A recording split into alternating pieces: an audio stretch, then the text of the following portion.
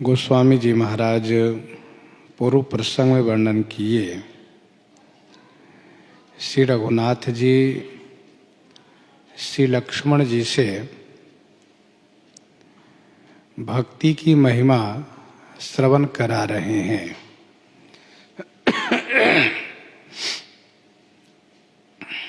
जाते बेगी द्रवऊ में भाई, सोमम भगति भगत सुखदाई। मम भगति अर्थात ठाकुर जी की भक्ति, वह भक्ति स्वतंत्र है। उनको प्राप्त करने के लिए किसी साधन की आवश्यकता नहीं है। श्री रघुनाथ जी की कृपा के भरोसे रहने पर उनकी कृपा से ही भक्ति प्राप्त हो जाती है।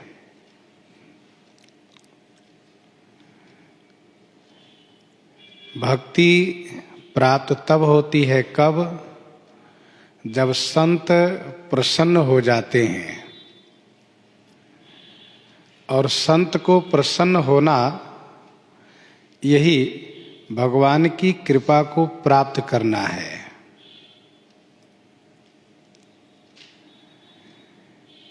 यदि कोई साधन करके भक्ति प्राप्त करना चाहे तो उनके लिए श्री राम जी कहते हैं कि भक्ति का साधन भी बड़ा सुगम है। जैसा मैं बता रहा हूं, इस साधना से मनुष्य भक्ति प्राप्त करना चाहे तो वह बड़ी सुलभता से प्राप्त कर सकता है। तो भक्ति प्राप्ति का साधन है क्या? तो वह साधन है कि ब्राह्मण के चरण में अति प्रेम करें और फिर शास्त्र में, वेद में जो वर्णाश्रम धर्म का निर्धारण किया गया है उस धर्म को पालन करें।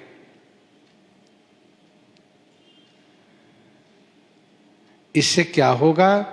तो श्री रघुनाथ जी कहते हैं कि ये ही कर फल पुनि विषय विरागा, तब मम धर्म उपज अनुरागा।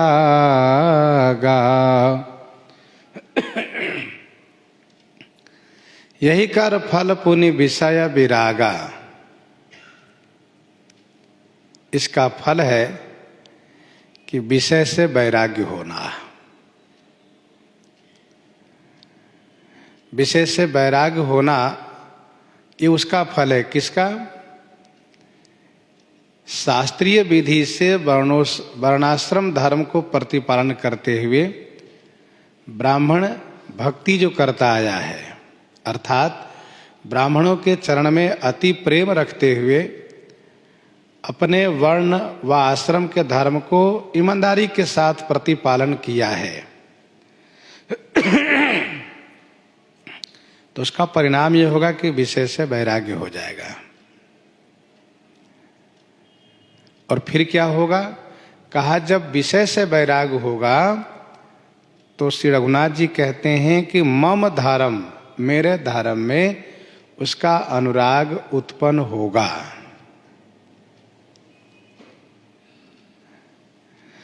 भाई देखो, जब मन संसार से वैराग्य होता है तो भगवान से अनुराग करता है। और जिसका मन भगवान से वैराग होता है, वैराग करता है, उसको मन संसार से अनुराग करता है। मन का काम है, वो एक जगह वैराग करेगा तो एक जगह अनुराग करेगा। एक जगह से मन हटेगा तो दूसरी जगह वो लगेगा। ये उसकी प्रवृत्ति है।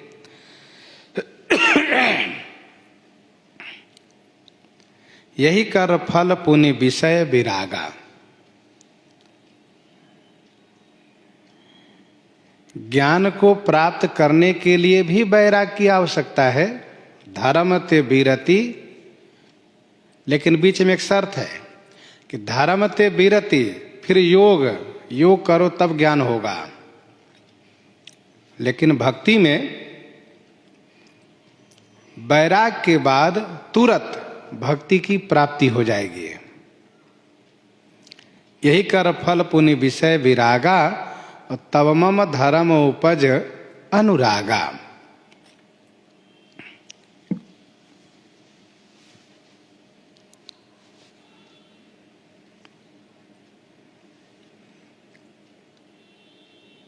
जब तक विषय से वैराग्य नहीं होगा तब तक भगवत प्रेम प्राप्त नहीं होगा। जिस प्रकार से सर्प के ऊपर जब उसके आवरण छा जाते हैं, जिसको केंचुरी कहते हैं, तो उसको दिखाई देना कम हो जाता है, दिखता नहीं ठीक से। राम प्रेम तन देखिए, दिए विषय तन पीठ, तुलसी केंचुरी परिहरे, होत सांपी हूं डीठी। सर्प की दृष्टि कब होती है? बढ़िया दृष्टि जब वह केंचुरी को छोड़ देता है। वैसे ही जब मनुष्य विषय से पीठ देता है, विषय की ओर देखना बंद करता है, तब श्री राम प्रेम उसको दिखाई देता है। तो चाहे ज्ञान को प्राप्त करिए, चाहे भक्ति को प्राप्त करिए, लेकिन वैराग्य दोनों में अनिवार्य है। और विषय मतलब पंच विषय है, शब्द, स्पर्श, रूप, रस और गंध। तब मम धर्म उपज अनुरागा।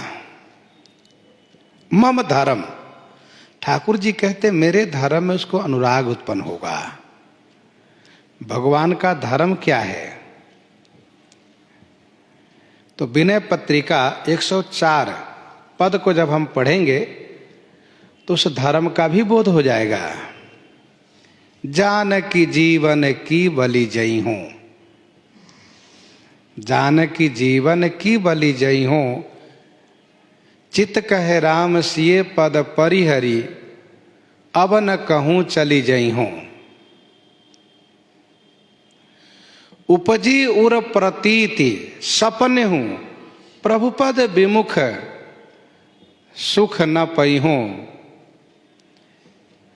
मन समेत या तन के वासिन यही सिखावन दई हूं। श्रवणनी और कथा नहीं सुनी हो, रसना और न गई हो। रोकी हो नयन बिलोकत और ही शीस ईस ही नहीं हो। ना तो नेह राम सो करी, सब ना तो नेह बहई हो। यह छर भार ताहि तुलसी, जग जाको दास कही हो। जान की जीवन की बलि जई हो।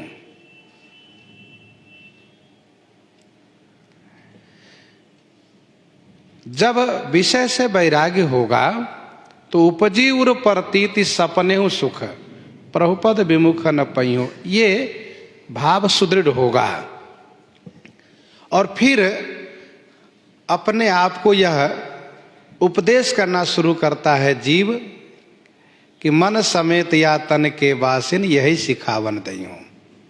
क्या सिखावन देना शुरू किए? कहा श्रवणनी और कथा नहीं सुनी हो। ये भक्ति, यही धर्म है, अपने आप को भगवान में लगाना। श्रवणनी और कथा नहीं सुनी हो, कानों से और कथा नहीं सुनूंगा, कोई प्रपंच की बात नहीं सुनूंगा, कोई कथा नहीं सुनूंगा सिवाय भगवान की कथा छोड़ करके। रसना और न गई हो, जिह्वा से और किसी का गायन नहीं करूंगा। कितनी बड़ी बात हुई।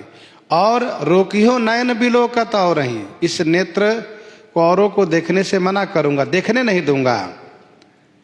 और शीस ईस ही नहीं हो, इस सिर को केवल अपने स्वामी के चरणों में नवाऊंगा। यही है तव मम धर्म उपज अनुरागा। अर्थात सभी इंद्रियों को भगवान की ओर जोड़ देना, भगवान की ओर मोड़ देना। ज्ञान मार्ग में जीव अपनी इंद्रियों को रोक लगाता है, अर्थात उसको अवरोध करता है, प्रतिबंधित करता है। लेकिन भक्ति मार्ग में इंद्रियों को प्रतिबंधित नहीं किया जाता है, इंद्रियों को भगवान की ओर घुमाया जाता है। ज्ञानी कहते हैं नेत्र बंद करो, कान बंद करो, आंख बंद करो और मुख को बंद रखो और जिह्वा को अपने अंदर में करो, ऐसा नहीं कि जो मन कहे वही खा लो। लेकिन भक्त कहते नहीं नहीं, नेत्र खोल के देखो। किनको? ठाकुर जी को। कान खोल करके सुनो, क्या? भगवान की कथा। जिह्वा से बोलो, चुप मत रहो, मौन मत रहो। क्या बोलो? भगवान के नाम और गुण को बोलो। ये अच्छी बात है। तो श्री रघुनाथ जी कहते हैं तव मम धर्म उपज अनुरागा। बड़े बड़े मनुष्यों ने, महापुरुषों ने चिंतन करके यही कहा है कि जब जीव के हृदय में संसार से वैराग्य होकर के भगवत अनुराग जब उत्पन्न होता है तो वह एकांत में बैठ करके और भगवान का अनुसंधान करते हुए अपनी सभी इंद्रियों को भगवान की सेवा में प्रवृत्त कर देता है। फिर उसको वह आनंद प्राप्त होने लगता है। तो तव मम धर्म उपज अनुरागा, मेरे धर्म में उसको अनुराग उत्पन्न होता है।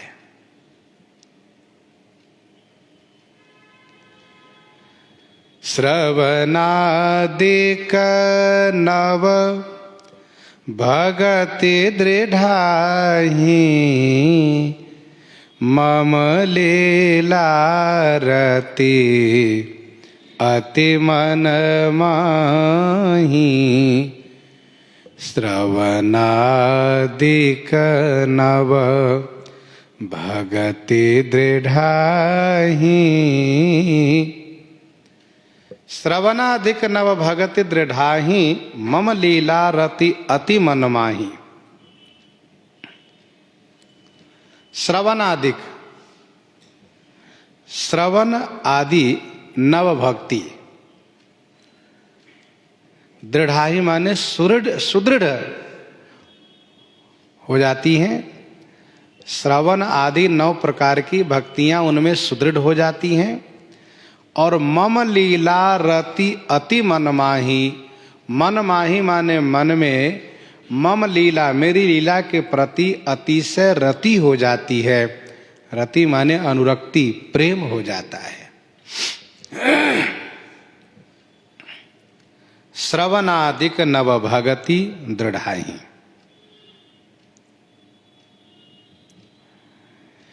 देखिए, यही है भगवत धर्म।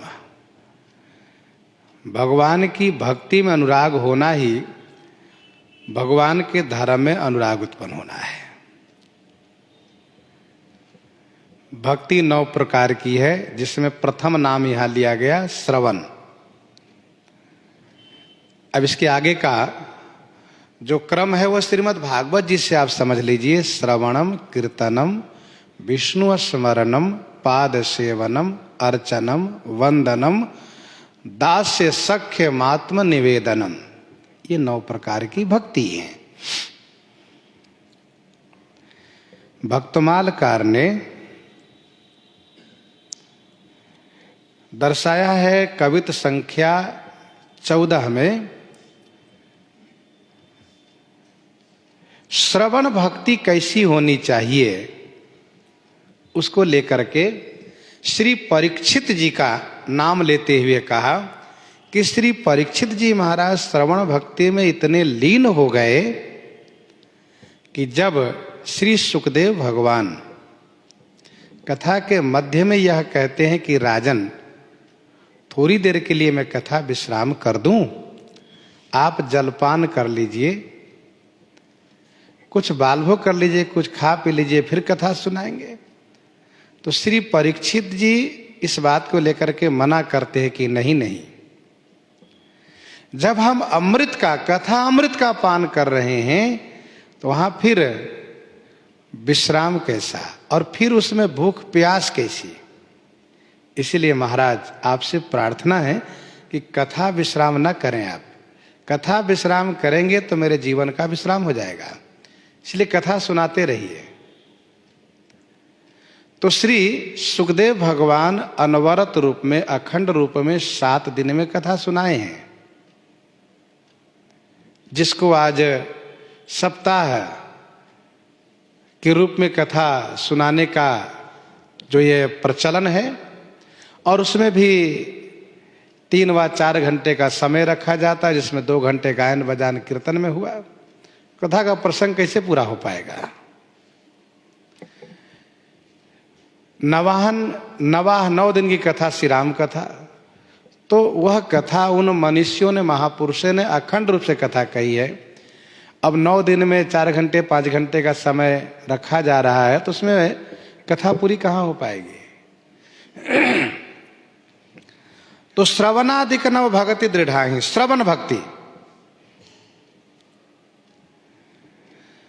केवल श्रवण ही नहीं, कीर्तन भी होना चाहिए, स्मरण भी होना चाहिए, पाद सेवन भी होना चाहिए, अर्चन भी होना चाहिए, वंदन भी होना चाहिए, दास्यता भी होनी चाहिए, सख्य भाव भी होना चाहिए, आत्मनिवेदन भी होना चाहिए, सारी भक्तियां होनी चाहिए। श्रवणादिक नव भगति दृढ़ाहि।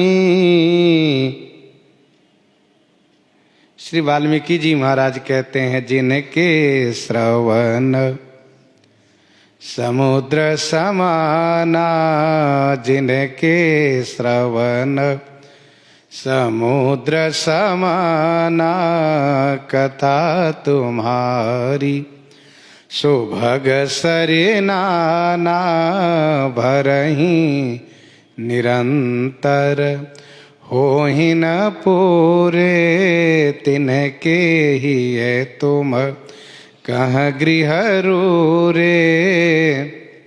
श्रवण इंद्रिय समुद्र हो, कथा नदी के समान हो, भरहि निरंतर होहि न पूरे। समुद्र कभी नहीं कहता कि बस अब हम पूरे हो गए, अब कोई मत आओ मेरे पास, बल्कि समुद्र कहता है, जो भी नदियां हैं सब आओ, सब आओ, हमारे पास इतनी जगह है कि आती रहो, आती रहो। कभी सागर अघाता नहीं। वैसे ही श्रवण इंद्रिय से ये भावना होनी चाहिए, कभी नहीं होना चाहिए कि हम अब सुन के अघा गए। राम कथा जे सुनत अघाही, रस विषेक जाना तिन नाही। ये प्यास बनी रहनी चाहिए, चाहना बनी होनी चाहिए कि और मिले, और मिले, और श्रवण को मिले, और सुनते रहे हम, और सुनते रहे।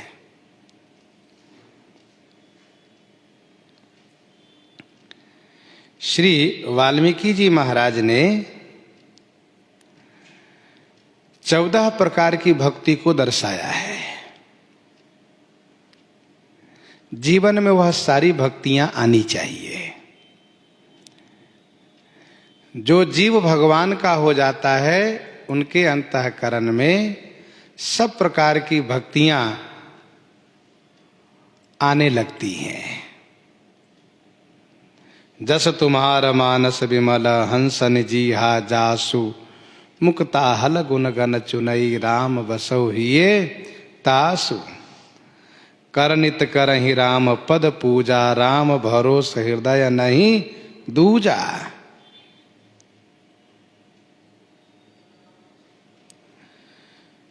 तो श्रवण भक्ति हो, कीर्तन भक्ति हो, भगवान के नाम को, भगवान के गुणों का कीर्तन करें। पहली बात है श्रवण, खूब सुने और फिर अपने मुख से कीर्तन करें, खूब कीर्तन करें। भगवान के गुणों का कीर्तन करें, भगवान के नाम का कीर्तन करें। चैतन्य महाप्रभु कीर्तन करते हैं। श्री स्वामी रूपकला जी महाराज का नाम आता है इतिहास में, वे कीर्तन करते थे, संकीर्तन।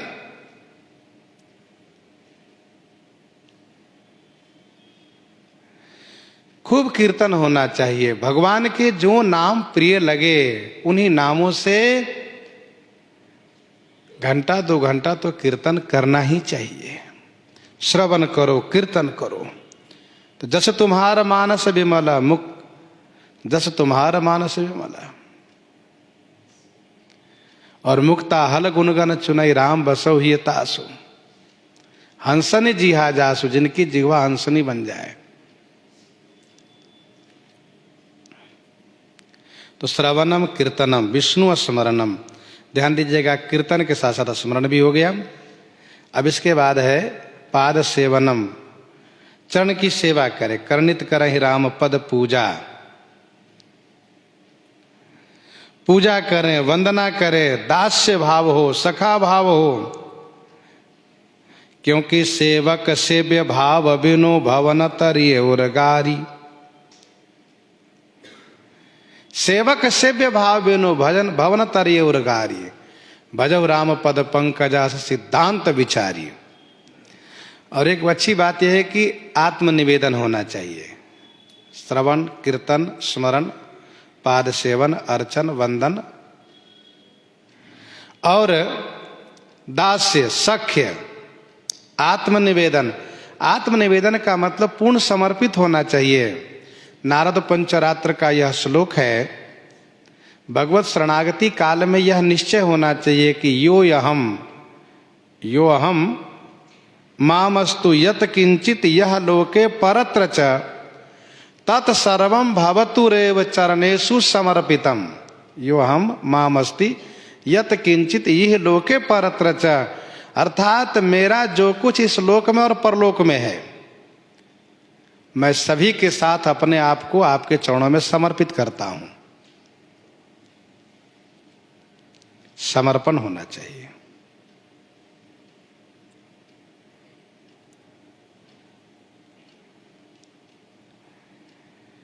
और मम लीलारति अति मन माही,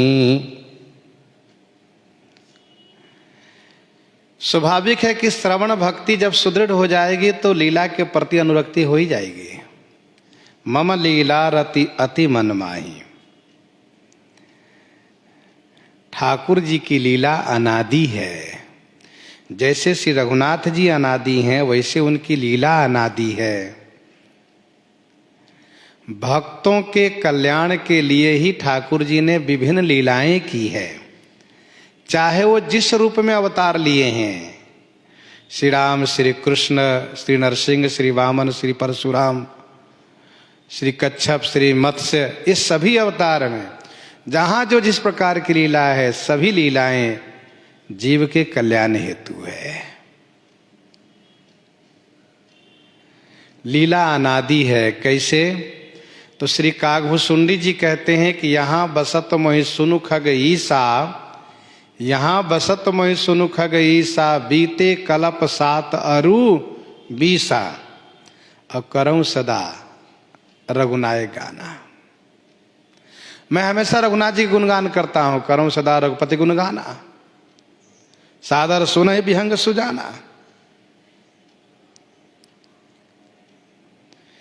तब उस समय भी श्री कागभूषुंडी जी कहते हैं कि खेलऊं तहाँ बालकन मीला, करऊं सकल रघुनायक लीला।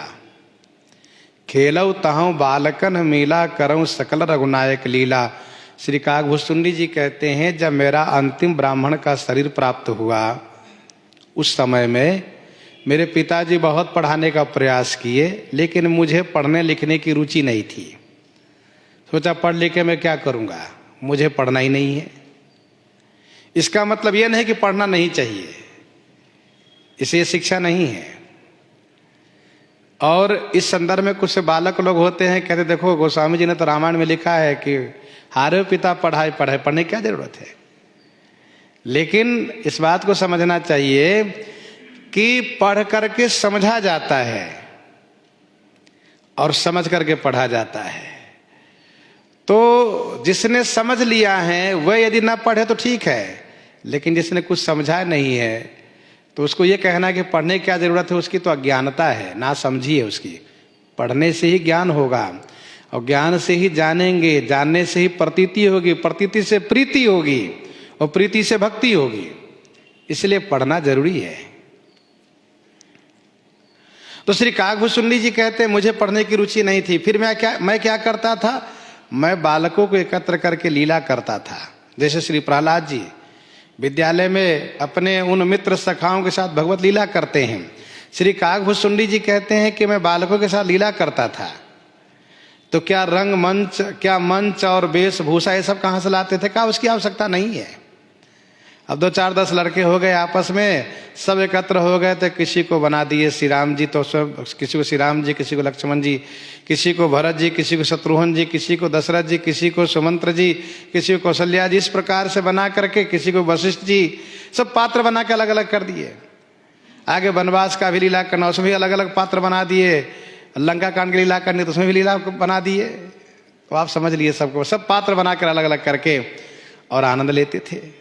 स्वयं सबको निर्देशित करते थे, आपको ये बोलना है, आपको इस तरह से अभिनय करना है, इस तरह से। गोली डंडा न खेल करके करऊं सकल रघुनायक लीला, ये खेल खेला खेलते थे। तो इसका मतलब यह है कि श्री राम जी की लीला बहुत अनादि है, अनादि काल से चली आ रही है। ऐसा नहीं समझना चाहिए कि लीला कोई नई है। जब राम अनादि अवधपति सोई, श्री राम जी अनादि है तो लीला भी अनादि है, स्वाभाविक रूप से है। और ये भी सत्य है, एक लीला नित्य हुआ करती है, जो नित्य लीला भगवान के धाम में होती है, जो नित्य उनके अधिकारी भक्त हैं वो दर्शन किया करते हैं। और एक लीला काल पा करके भूतल पर अवतार लेकर के सरकार लीला करते हैं। पर हम नित्य लीला के अधिकारी हो जाएं ये संभव नहीं है। लेकिन इस भूलोक में जो भगवान अवतार लेकर लीला करते हैं, उस लीला को श्रवण करके और उसी में अनुराग करके फिर नित्य लीला के अधिकारी हम बन सकते हैं। तो मम लीला रति अति मन माही, भगवान की लीला के प्रति अत्यंत प्रेम हो। सांसारिक लीला में मन लगाने से क्लेश होता है, भगवान की लीला में मन लगाने से शांति मिलती है, सुख प्राप्त होता है।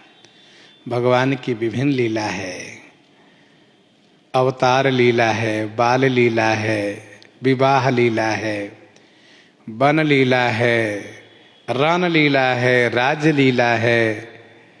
इस प्रकार से विभिन्न लीलाएं हैं उनकी। मम लीला रति अति मन माही, मन में अतिशय प्रेम हो लीला के प्रति।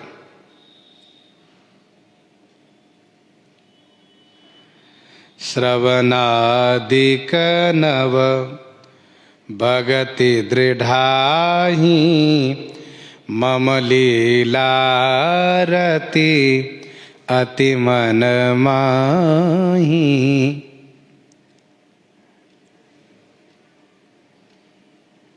काफी वर्ष पहले की बात है, एक संग्रह चित्र को दास ने दर्शन किया था, चित्र संग्रह।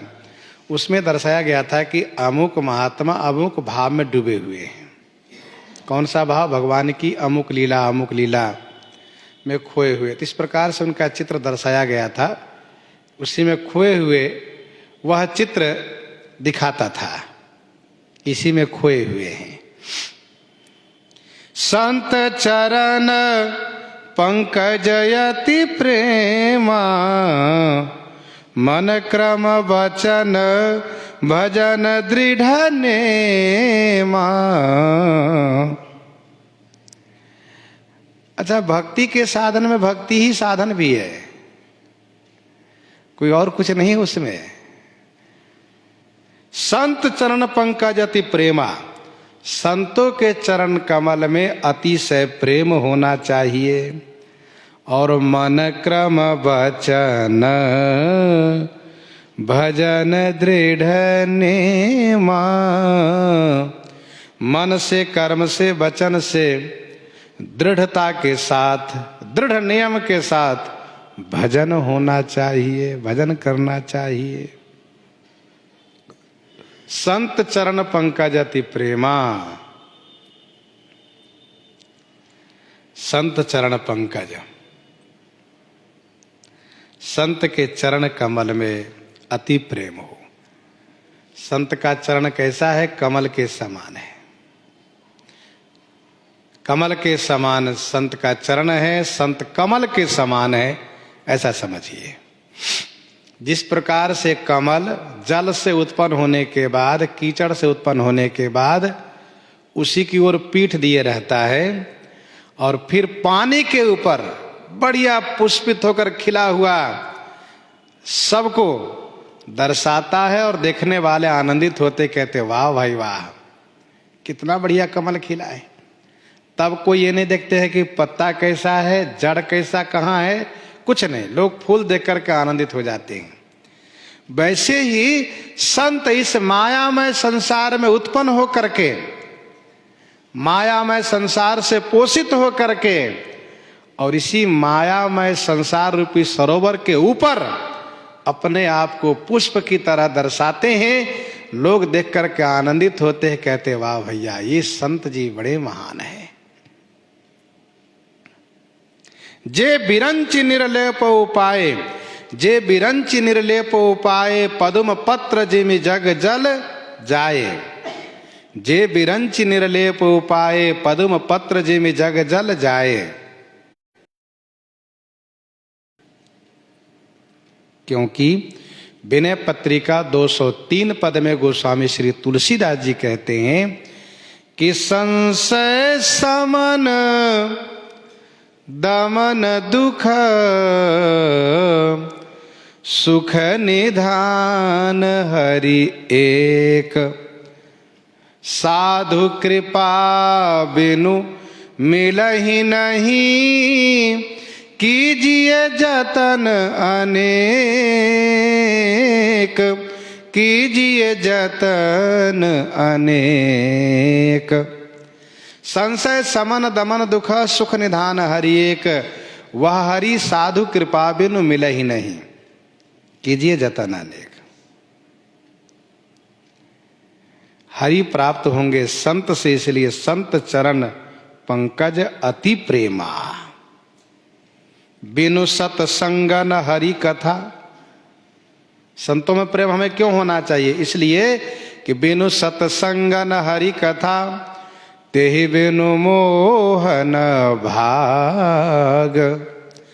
मोह गए बिनु राम पद, होई न दृढ़ अनुराग, होई न दृढ़ अनुराग। भक्ति के साधन में भगवत संबंधित ही सब हैं। ब्राह्मण भगवान का स्वरूप, संत भगवान का रूप। ब्राह्मण के चरण में प्रेम हो, संत चरण कमल में अति प्रेम हो, तो संत चरण पंकज अति प्रेमा। क्योंकि प्रथम भगति संतन कर संगा, दूसरी रति मम कथा प्रसंगा। संत के चरण में प्रेम इसलिए होना चाहिए क्योंकि संत भगवान की लीला सुना करके, भगवान की कथा सुना करके भगवान से जोड़ देंगे। इसीलिए एक बात और ध्यान दीजिएगा, कुछ संप्रदाय वाले लोग कहते हैं कि गुरु जी के शरण में आ जाओ, बस हो गया, तुम्हारा काम सब बन गया, कुछ करने की जरूरत नहीं है, तुम्हें सब कुछ प्राप्त हो जाएंगे, सब यहीं मिल जाएंगे। पर इस बात को मानस जी की यह पंक्ति खंडन करती है। मानस जी की पंक्ति कह रही है कि संत चरण पंकज अति प्रेमा के साथ साथ क्या होना चाहिए? मन क्रम वचन भजन दृढ़ नेमा। हमें वह संत हो, हमें वह संत प्राप्त हो। कौन संत? जो भजन में अनुरक्त करावे, भजन में लगावे, जो केवल अपने आप में लगाने का प्रयास करते हैं, हमें वह संत नहीं चाहिए। संत वे हैं जो भगवान से जुड़े, जो भगवान से योग लगावें।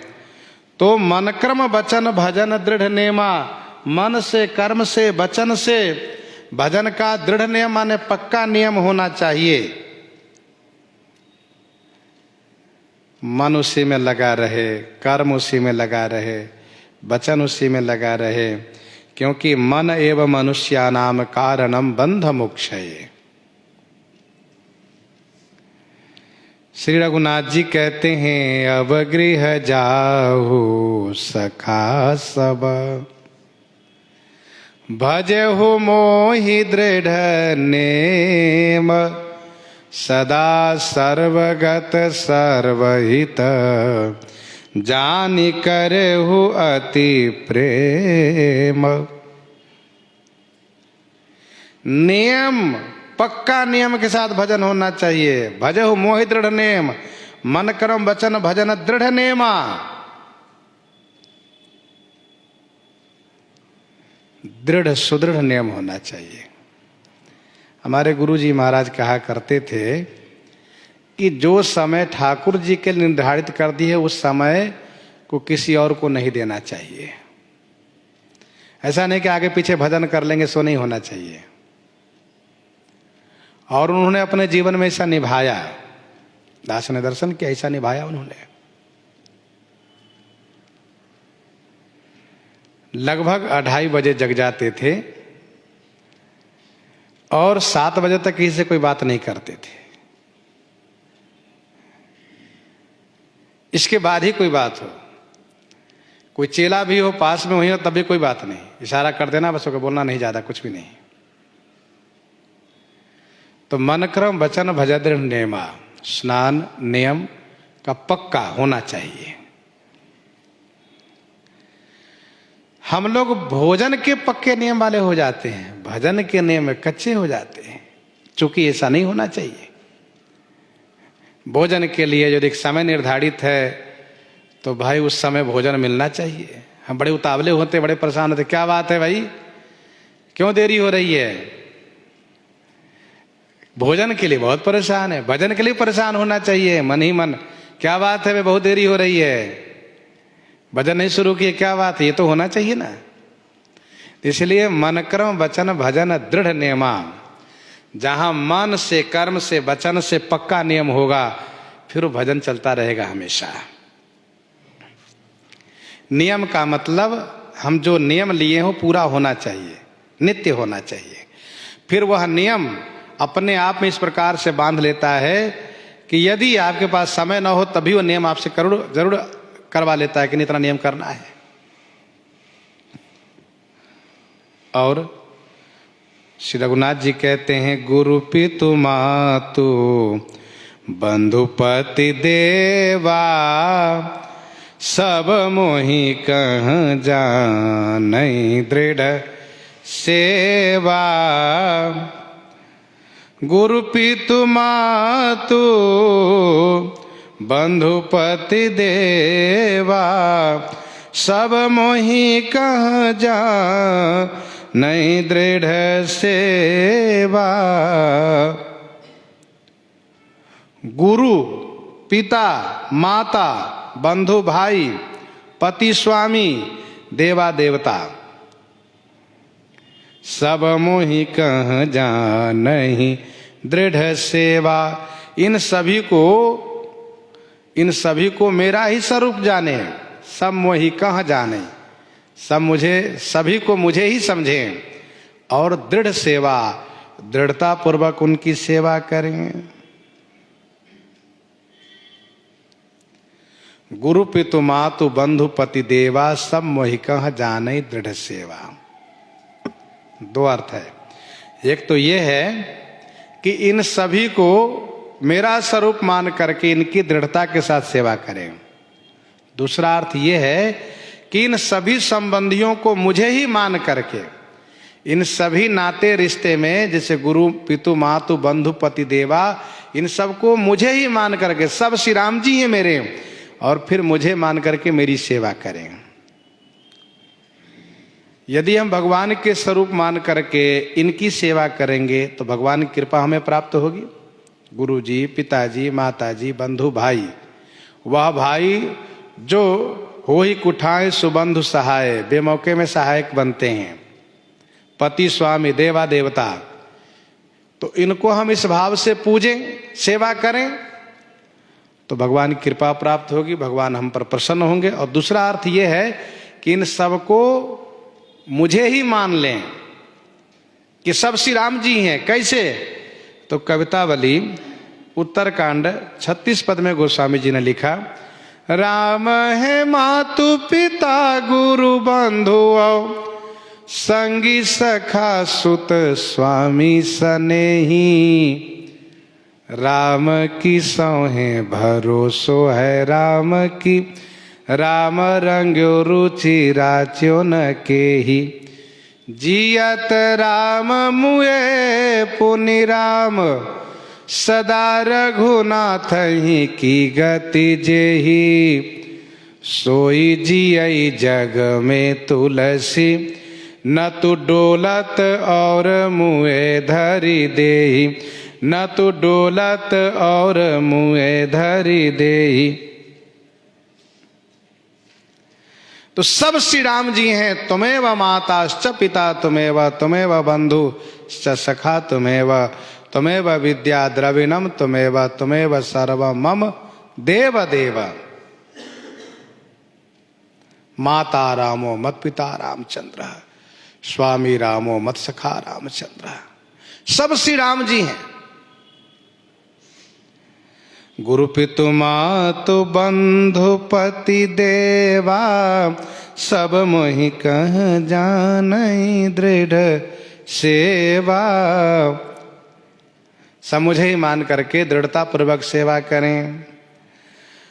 मम गुण गावत पुलक शरीरा, गद गद गिरा नयन बहनीरा, गद गद गिरा नयन बहनीरा।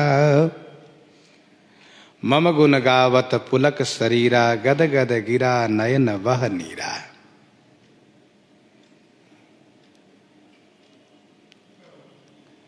दास ने सुना है, साकेतवासी परम पूज्य श्री डोंगरे जी महाराज कथा सुनाते थे, तो वो इस भाव में डूब करके, हाथ जोड़ करके और भाव में अभिभूत हो करके, ऐसा नहीं कि सामने देख रहे कौन बैठा है, कौन आ रहा है, कौन जा रहा है, कुछ नहीं, ऐसा सुना है दास ने। और ऐसे महापुरुष जिनके ग्रंथ श्रीमद् भागवत जी का जो रहस्य, श्रीमद् भागवत रहस्य को पठन पाठन करके बहुत ऐसे लोग हैं जो भगवदीय हो गए, भगवान के चरण में अनुरक्त हो गए। श्रीमद् भागवत जी कथा में अनुरक्त रह करके, भावाविभोर हो करके। तो मम गुण गावत पुलक शरीरा, मम गुण गावत, श्री रघुनाथ जी कहते हैं कि मेरे गुणगान करने में शरीर रोमांच हो। पुलक शरीरा, गदगद गिरा नयन बहनीरा, गिरा गदगद वाणी गदगद हो, नेत्रों से अश्रु प्रवाहित हो।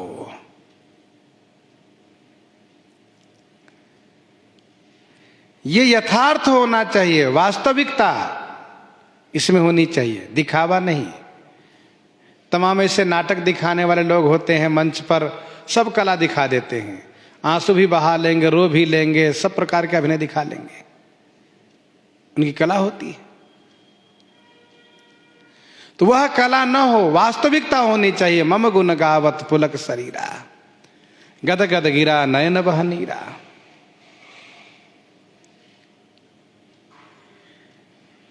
इस भाव से जो गुणगान करता है, श्री रघुनाथ जी उनके पास उपस्थित हो जाते हैं। नाहम वसामि वैकुंठे, नाहम वसामि वैकुंठे, योगी नाम हृदय न च, मद भक्ता यत्र गायन्ति तत्र तिष्ठामि नारद। मद भक्ता यत्र गायन्ति, इस भाव से जब गान करे तो मम गुण गावत पुलक शरीरा, गद गद गिरा नयन बहनीरा। अनुराग पूर्वक गायन हो। देखो भाई, राग से गायन होना अच्छी बात है। राग से गाने वाले को थोड़ी सावधानी रखनी पड़ती है, कहीं ऐसा ना हो कि राग का कहीं खंडित ना हो जाए, राग कहीं बिगड़ ना जाए। इसलिए राग वाले अलापते हैं, जब गाते हैं तो उनकी सावधानी होती है। स्वर भंग ना हो, स्वर न कटे। लेकिन अनुराग पूर्वक गाने वाले, अलापने वाले, उनको राग से मतलब नहीं रहता है, पर सुनने वाले को बहुत मीठा लगता है, क्योंकि उसमें अनुराग रस भरा हुआ है। राग से हो पर साथ साथ उसमें थोड़ा अनु शब्द भी जुड़ जाए, अनुराग हो, फिर वह भाव अपने आप में आनंद दे, सुखद होता है। मम गुण गावत पुलक शरीरा, शरीर रोमांच हो। यत्र यत्र रघुनाथ कीर्तनम, तत्र तत्र कृतमस्तकांजलिम, वाष्पवारी परिपूर्ण लोचनम, मारुतिम नमत राक्षसांतकम। श्री हनुमान जी महाराज जब श्रवण करते हैं तो इसी भाव में अभिभूत होकर के श्रवण करते हैं। विनय पत्रिका 193 पद में गोस्वामी जी ने कहा, विनय पत्रिका 193 पद में गोस्वामी जी ने लिखा, सजल नयन गद गद गिरा, गहबर मन पुलक शरीर। सजल नयन गद गद गिरा, गहबर मन पुलक शरीर। गावत गुण गण राम के ही न मिटे भव भीर। देखो भाई, मम गुण गावत पुलक शरीरा, एक होता है कि भगवान हमारे ऊपर प्रसन्न हो इसलिए गुण गा रहे हैं। उनमें ये नहीं देखा जाता है कि राग कैसा है, फिर सुनने वाले लोग मन से सुन रहे हैं कि नहीं सुन रहे हैं, ये सब कुछ नहीं। सुनने के बाद हमें कुछ देंगे ये भावना भी नहीं। हम बढ़िया सुना ले जा रहे हैं, हमारी बड़ी प्रशंसा हो कि बहुत बढ़िया कथा गाते हैं, ये भी भावना नहीं। जहाँ कोई और अपेक्षा ही नहीं, न अच्छे गायक कहलाने की भावना, न अच्छे कथावाचक कहलाने की भावना, न कुछ पाने की भावना कि हम सुना रहे हैं तो सुन करके लोग हमें भेंट देंगे, ऐसा कुछ नहीं। वो बिल्कुल मगन है ठाकुर जी गुणगान करने में। मम गुण गावत पुलक शरीरा, मम गुण ग्राम नाम रता, गत ममता मद मोह, ताकर सुख सोई जानई परानंद संदोह। जो सांसारिक कोई अपेक्षा न करते हुए भगवान के लिए गुणगान में मगन है, तजी ममता मद मोह, तो उसको जो सुख मिलता है उसको वही जानता है। दोहावली 41 से लेकर के 44 तक गोस्वामी जी ने लिखा है, हिये फाटहु फूटहु नयन, हिये फाटहु फूटहु नयन, जरऊ सो तन के ही काम। द्रवहि स्रवहि पुल कहीं नहीं, तुलसी सुमिरत राम। हिये फाटहु फूटहु नयन, जरऊ सो तन के ही काम। द्रवहि स्रवहि पुल कहीं नहीं, तुलसी सुमिरत राम। भक्तमाल जी में एक कथा प्रसंग आता है, नाम स्मरण में नहीं है अभी। एक संत जी कथा सुनाते हैं तो उनके कथा में सभी श्रोता बड़े ही भाव में विभोर हो करके और सजल नयन पुलकित हो करके कथा श्रवण करते हैं। सबका नेत्र भिगा रहता है, सब रोने लगते हैं। एक श्रोता ऐसे थे कि उनको आंसू नहीं आता था, तो वे सबकी ओर देखते थे रोते हुए, तो इनको बहुत बुरा लगा कि बताओ मेरा हृदय कितना कठोर है, मेरे आंख से आंसू नहीं आता है। तब क्या किए, वे मिर्ची ले आए और दूसरे दिन कथा में मिर्ची लेकर के बैठे। फिर देखा कि सब भाव विभोर होकर के रो रहे हैं, तो इन्होंने भी धीरे से हाथ में मिर्ची लिए रहे, लगा दिए आंख में, तो इनके आंख से भी ढब ढब ढब ढब आंसू गिरने लगा। कथावाचक जो थे संत जी बड़े ही उच्च कोटि के महापुरुष थे, उन्होंने देख लिया, समझ गए कि ये भाव चाहते हैं, बिना भाव के दुखी हैं, इसलिए उन्होंने मिर्चा का प्रयोग किया है, मिर्चे का प्रयोग किया है। तब क्या होना चाहिए, तो जैसे कथा समापन हुई तो सबको जाने के बाद उनको बुलाया और बुलाने के बाद कहा, आप हाथ में कुछ लिए थे और आंख में लगाए। कहा महाराज सही बात है, पता नहीं क्यों मेरे हृदय में प्रेम नहीं होता, भाव नहीं होता है। तो वो संत जी भाव में डूबे हुए रहने वाले, उन्होंने कहा अच्छा ऐसी बात है। तो उन्होंने तुरंत उनको अपने बाहों में भर करके हृदय से लगाया, और हृदय से जैसे ही लगाया वैसे उनके हृदय में भाव भर दिए, भाव उमड़ आया। और फिर वे इस प्रकार से भाव से अभिभूत हो गए कि उनके नेत्रों से स्वाभाविक रूप से झरझर झरझर झरझर झरझर आंसू बहने लगा। तो कहने का भाव यह है कि मान लो हमारा हृदय कठोर है तो हमें प्रेम चाहिए, इसकी कामना भी तो होनी चाहिए। यदि हम कामना करते हैं, चाहना करते हैं, तो रघुनाथ जी अवश्य अनुकंपा करेंगे और अवश्य एक न एक दिन प्रेम प्रदान करेंगे। जितने ही परम वैराग्यवान संत महापुरुष हुए हैं वह हैं। आप कभी उनके पास जाइए तो देखिए वे केवल प्रेम की अपेक्षा करते हैं। वे ठाकुर जी से प्रार्थना करते हैं, प्रभु मुझे अपना प्रेम दे दीजिए और कुछ नहीं चाहिए, प्रेम हमें प्राप्त हो। और प्रेम प्राप्त हो जाए तो फिर क्या कहना है, नेत्र भिगा रहेगा, हृदय सरस रहेगा, वाणी गदगद रहेगी।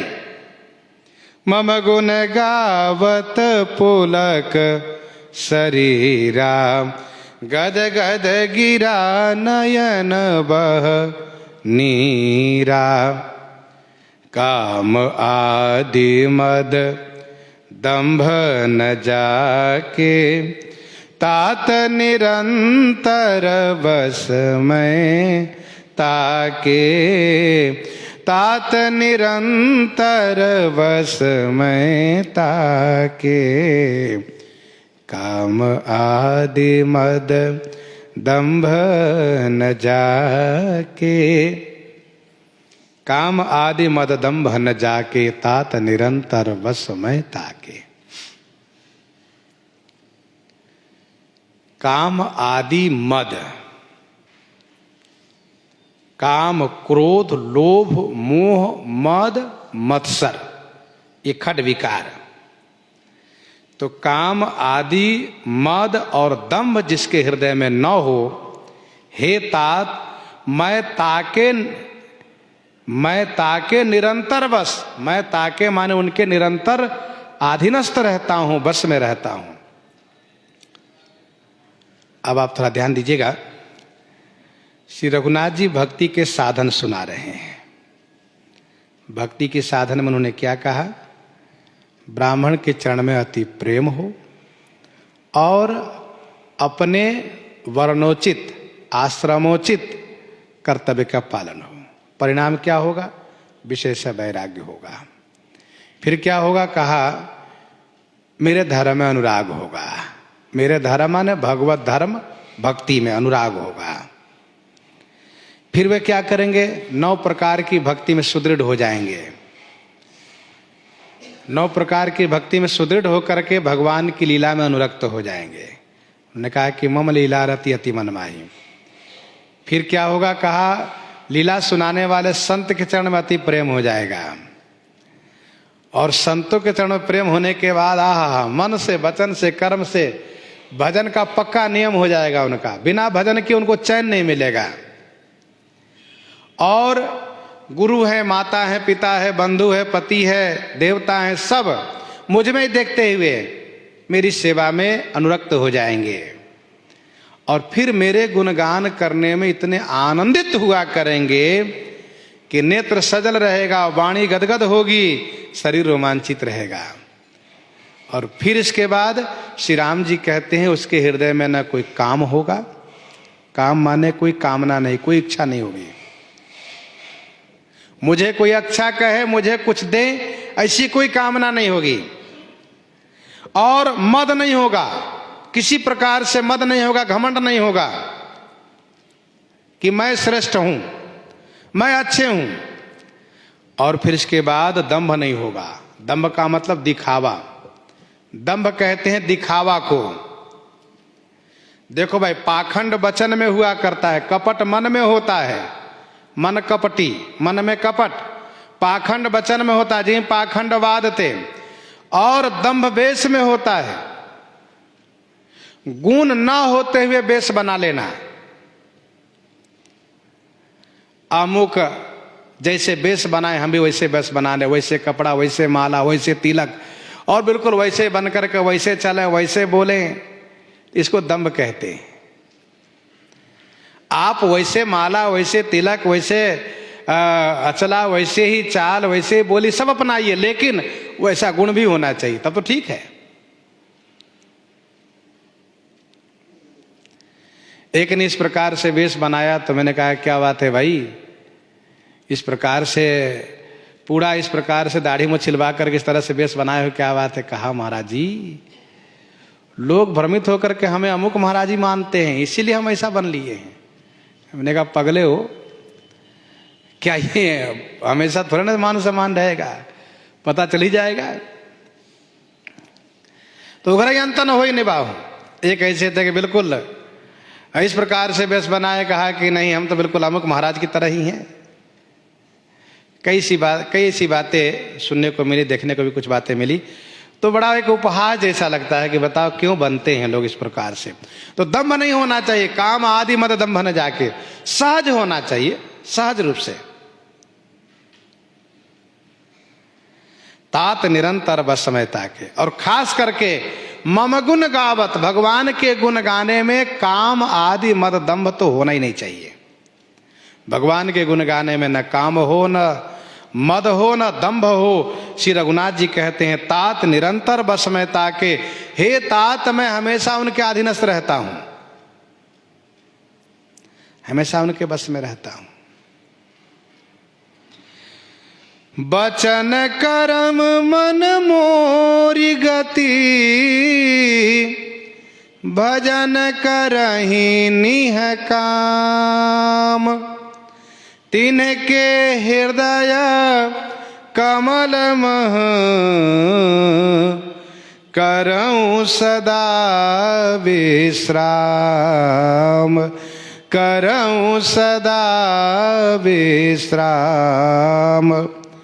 बचन कर्म मन मोरी गति, भजन करहि निह काम। वचन से, कर्म से, मन से केवल मेरी गति हो, मेरा आश्रय हो, मेरा सहारा हो, और भजन करहि निह काम। निष्काम भजन करें, बिल्कुल निष्काम भाव से भजन करते हो, कोई कामना नहीं। तिनके हृदय कमल मह, करऊं सदा विश्राम। उनके हृदय रूपी कमल में मैं सदा माने हमेशा विश्राम करता हूं। ध्यान दीजिएगा, वचन से, कर्म से, मन से ठाकुर जी कहते हैं कि मेरी गति होनी चाहिए, किसी और की गति न हो, किसी और के सहारे न रहें, केवल भगवान के सहारे रहें। हमें कोई कुछ दे रहा है तो भगवान प्रेरित करके दिलवा रहे हैं, वो खुद नहीं दे रहा है। हमें मान रहा है तो भगवान से प्रेरित होकर के, ठाकुर जी की कृपा, इसलिए। नहीं तो मुझे कौन पूछने वाला था, कौन पूछ सकता है। वचन कर्म मन मोरी गति, और भजन करें निष्काम, निष्काम होकर भजन करें, खूब भजन करें। ठाकुर जी कहते हैं तिनके हृदय कमल मह, करऊं सदा विश्राम। मैं उनके हृदय रूपी कमल में हमेशा विश्राम करता हूं। ध्यान दीजिएगा, जो निष्काम हृदय वाला भक्त होता है, श्री रघुनाथ जी उन्हीं के हृदय में विश्राम करते हैं, बाकी के हृदय में जाते हैं फिर लौट आते हैं। क्यों? कहा कि वहां बहुत परेशान करते हैं, वो जगाए रहते हैं, सोने नहीं देते, विश्राम नहीं करने देते हैं, क्योंकि उनकी कामनाएं बहुत होती है। वे कहते हैं महाराज पुत्रान देहि, धनम देहि, जसो देहि द्वैसो जही। अब वो कहते हैं महाराज हमें पुत्र दीजिए, कोई कहते हैं महाराज धन दीजिए। अच्छा लो भैया पुत्र ले लो, फिर वापस आ जाते, अब नहीं रहना यहाँ। वे कहते महाराज धनम दे, धन दे दिया, ठीक है, वहां रहते नहीं, चले आते हैं। फिर जगाएंगे, महाराज इतना धन से काम नहीं चल, और धन दीजिए, और पुत्र दीजिए, और जसो देही, जस दीजिए महाराज, जस दिया, और जस, इसलिए थोड़ा दिया, फिर अलग हो गए। द्वैसो जही, ये जो महाराज हमारे शत्रु न मर जाएं।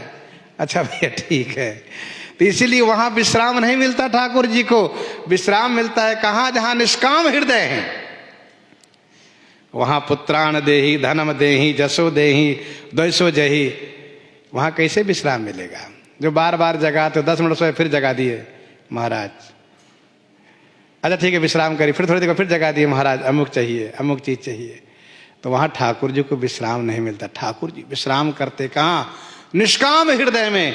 जाहि न चाहिए कबहु कछु, तुम सन सहज स्नेह, बसहु निरंतरता सुमन, सो राउर निज गेह।